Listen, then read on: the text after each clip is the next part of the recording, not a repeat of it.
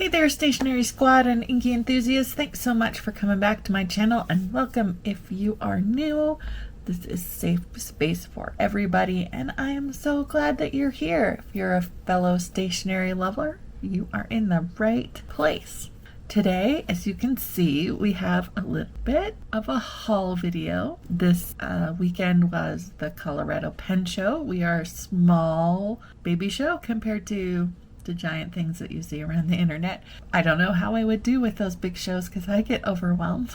So I think it would be really bad if I went to a big show, although I am curious. There are plenty of things to spend my money on, as you can see, and we're going to go through them today. So if you want to see what I got, stick around. Let's start with notebooks, shall we? Okay, from the Purnell bookbinding and leatherwork table, I picked up these cute little inserts for my passport traveler's notebook. They do have this, the paper in there was surprisingly fountain pen friendly in that it didn't feather or bleed through. So I just thought it was fun to have a little fall collection. So I got a blank one, a lined one. Yes, that was upside down. A blank one, a lined one, and a grid one. They're a little like craft. I think they called it Nina paper. Nina, but I know Nina Solar White from my card making days. So anyways, I just thought those were fun. Now, technically not at the pen show, but on my way home from the pen show, I went to a local pen store who had a restock on the Traveler's Love and Trip red collection. So I was excited about that. Another one up to get ready for Chicago Planner Conference. Really excited to have those. Okay. Next up, let's do the pens. Now, I don't remember, it's been a while since I showed this, but at the beginning of the year, I made some pen purchasing guidelines that I have been marginally successful in following. So basically, if I saw a pen, I liked it, it goes on the pen that caught my eye, has to live here for 24 hours, unless it's like a super special edition that's probably going to sell out. And if I still really want it, I can buy it. I also set out a list of like I guess it was 9 pens that if I saw at a price that was reasonable to me or that I was saving for, or knowing just to kind of like these are the pens that you really want, to kind of help me fight off the FOMO. So, instead of buying 5 Twisbees, which I did anyway. No, I think I've only bought 2 this year. I would know I wanted to save that money for one of these things. So far at this point, I had 9 on the list. So I crossed off the SD that I put on the beginning list because I have 3 and I don't think I need another SD. So then there are 2 left on the list before I went to the show. That was the Magna Carta M600 or 650 with the flex. It wasn't really realistic that one would be there. I also have the Snowy Studios Leonardo. I think that one is unobtainium because it was a very special edition a couple years ago. So, but the good news is that I was able to get a Magna Carta at the pen show. It is this lovely purple one, and I did buy it secondhand, so the price was much better than this number here. I'm just really excited because I was pretty much thinking I was gonna cross this one off my list, the Magna Carta. And then the next pen that we have, and you guys know by now, this little ammunition case, is a Bonecrusher 7 Studios. So don't let this manly weaponry case fool you, because inside is a lovely glittery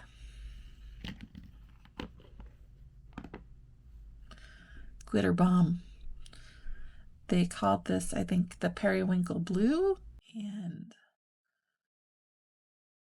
it's just gorgeous, sparkly. The camera's not going to pick up all the sparkles today, but yeah, so good. And I believe this is their Velma model. I had to get out my other one to check. And I'm just super excited. Okay, so I got this in a silver fine flex nib, but which is awesome. And these are Yovo standard Yovo nibs. The nice thing is that you can just unscrew them and replace them or trade them out with other nibs that you have. So the next thing I bought was this. Oh, can you see? Here we go. Come on. Come on, camera. Maybe I'll get it. This little nib from Kirk Speer pen round table. Yes, it has a unicorn on it. I am 50 going on 7.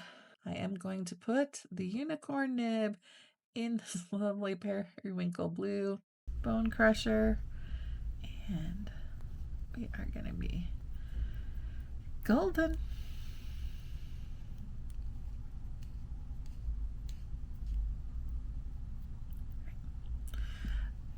Look. Maybe now. How cute is that together? And then the unicorn goes back in its house. I know I'm silly. I know I'm silly. What are you gonna do? Okay.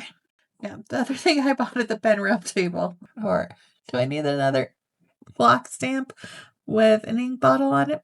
No, I have a perfectly great set from the Well-Appointed Desk, but they put it in the bauble. And they play the game bauble. And I couldn't resist. Again, my inner 7-year-old took over. This is a cute little stamp, and I'll use it for something, or at least it's just decorative on my desk. Who knows? Maybe it'll be a gift sometime.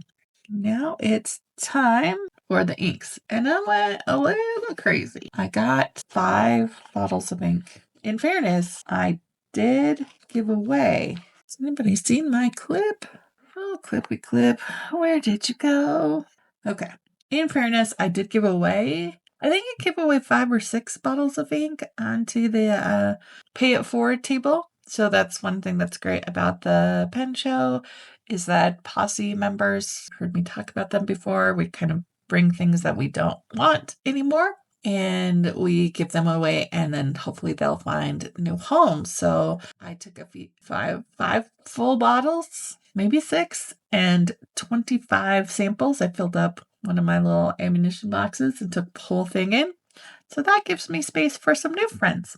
And we're going to look at those new friends right now. So the first one, I took the plunge and got a Montblanc ink. If you haven't watched it, I was lucky enough to get 7 or so samples from another posse member who has a lot of limited edition ones, and I really liked them. I've been writing with the jungle one for a month or so in my serpentine, and since I have a purple pen, and I also saw Brad Dowdy, the pen addict, had picked up this bottle of, this is the Enzo Ferrari Purple. Now you're thinking, why is it purple? Because Ferraris are usually red. Well, the pen is red and the ink is purple because I guess Enzo Ferrari always wrote in purple ink. Isn't that fascinating? So it's just a reddish purple. So there we go. There's our beautiful Montblanc Snowy Alps logo. And living dangerously, opening bottles on my page here, but that's okay. It's just this great plummy purple color.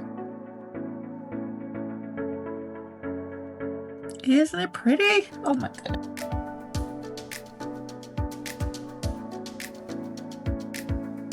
So you still get a little red of the hint of a red Ferrari car. I think it's going to look good in that Magna Carta. The rest of the inks are pretty basics. Not any more luxury brands. How about that? The next one I got is Rose Noir from Monteverde. It's another, I was definitely in a plummy purple. This is sometimes what happens to me is I think I buy similar colors 3 or 4 times in a row. Because I'm just in that mood. Not realizing how close they are. when I buy them. So yeah, I buy 2 or 3 similar colors. They are just different enough. Sometimes I don't realize how different they are. They're gonna look almost exactly the same on camera. In person, this one, the Monteverde, is much pinker, lighter, not as saturated as the Montblanc. But I don't know that you can tell that on camera. And the last of our purples is a Atramentis Pearlescent Brilliant Violet Copper. So it's a pearly copper, and I am violating my shake gently rule and shaking the heck out of this one to get that pearly coppery powder all mixed up in there. See? You can see in person, it drops pretty quickly. One thing about Atramentis is, man, they pack those bottles full. It's a truer purple, a blue leaning purple. Pick up any of the copper in that one. Oh, there it comes. There it comes. I forgot to write the name.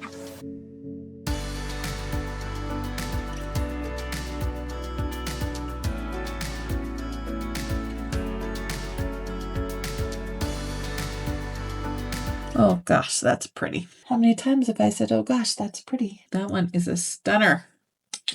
I hope you can see it on the camera when we pick it up. Okay, then I picked up in May. So you can guess what the other 2 colors are going to be. Did you say teal? Yes, they are. Teal, turquoise, whatever. This is a Wearingeul Resurrection. I haven't heard about it or seen it, or maybe I have. It hasn't been on my list, but I did look it up, and it's a light sky blue one. So we're going to see how it goes here, but I think it might be a good ink for my Platinum 3776. Very light. I wonder if I still had water in my spoon there. This can be a wet.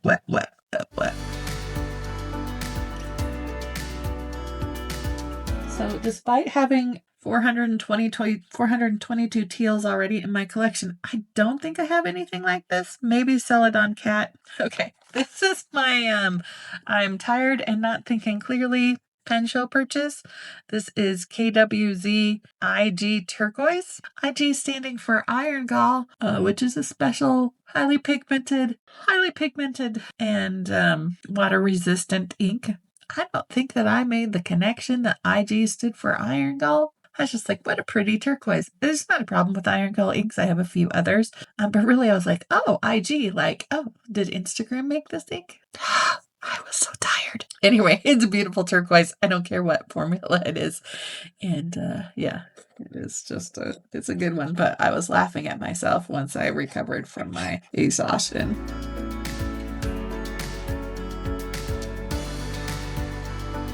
I think it's just a good true turquoise. Probably the kind of turquoise we'd measure others against. Like to decide if it's teal or turquoise. This is a really true blue color. Nice to have some water resistant teals. Let those dry. We're going to pause. I'm going to make up some samples and we'll see, or swatch cards, I mean, and see what I have that is similar. So once my samples are complete, then I put them in my sample binders, which are arranged by color. So I'm going to try and find some similars to these guys. And let's see. So the Montblanc, similar to Alexander Hamilton, Van Diemen's Mad Half Hour, so we're still cooler than that. Damson, Posay de Lune, Scabiosa. So I think we're in the right categories here.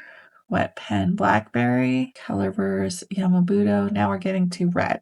So I think it's going to live right in here next to Alexander Hamilton. Rose Noir, I think because it is getting more into the red, I'm going to put it here. I'm probably going to have to move some cards around in this section. So let's see. I think I'm going to swap Yamabudo out from here. Someday I need to go through all of these and Make sure they're in the super right order. But right now my goal is just to get it. All right. And then we've got the Brilliant Copper. And so much, much cooler. So it's going to live in here in this page or close to it. I don't have a whole lot of room over here. So this is when it becomes difficult, right? So that means Taranishi comes over here. Glad Tidings over here. Alec over here. It's just still in the same general area. I don't know that Mount Fuji belongs here, but I don't have a whole lot of other things that are like it. So there it stays. And then the Atramentis comes right in there. The teals are a lot harder. So let's start with the KG Turquoise. So it's kind of open to the middle of the teal binder. Obviously, this page is a lot more green, so we're going to coming back to our blues, blue greens, and I think this is the page it's going to live on. So I am in the process of changing all of these over to this style, but I have a lot of ink, so it takes some time. So this is next to Birmingham's Two-Faced Honey Eater, Montblanc Petrol, Diamine, Wishing Upon a Star, Enchanted Ocean, Tsukio. Yeah, so this is its general good location. Even I'm going to kind of slip it in here. There might be, even though it's the closest to Tsukio, but I don't feel like moving things around. So, and then the Wearingeul Resurrection is an interesting color, and I think it's going to be more back in the greens, greeny gray. Oh, so very close to Shito. Just when I was thinking I didn't have something like it. Oh well. I just have a sample of Shito, so not a bad purchase. And I happen to have an empty slot right there. So now our cards are made. I come back and my ink journal is all dry. So we can see the colors, how they've dried down on the cream paper. So the cream paper doesn't pick up as much difference between the Montblanc Ferrari Purple and the Rose Noir, but I remember on the cards it was pretty different. I mean, look at that shimmer and that brilliant violet copper. It's like Waterman Tender Purple and a copper had a baby. There's Resurrection. I am doubtful about this Resurrection ink. Oh well. It's feathery even on this sample, which I can't remember that happening before. Oh no. We'll give it a shot. And then the KWZ IG Turquoise. All right. Thanks so much for joining my pen show haul. I hope that you have a great day. Until next time, keep ink on your fingers. Am I getting better at this? I don't know. There's a little bit there. Keep ink on your fingers and keep being awesome. Bye for now.